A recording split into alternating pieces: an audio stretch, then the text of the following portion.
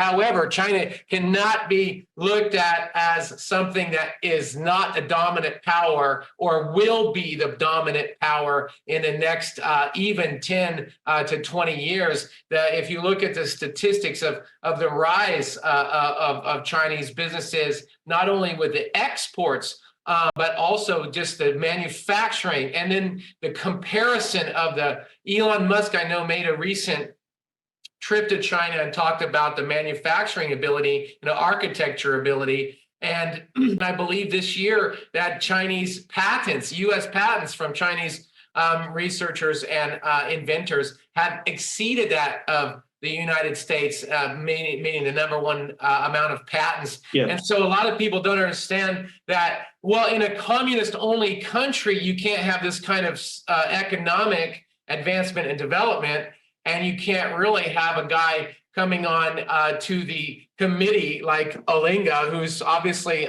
built a lot of capital. So according to this recent information article from CoinDesk, it said, that even though obviously we talk about a ban on crypto in China, because obviously they took away the Bitcoin mining, mostly they cleaned it up. They had their CBDC, which I believe once they took out the Bitcoin, I knew that the CBDC was the next thing as part of a long-term strategy. Obviously makes perfect sense.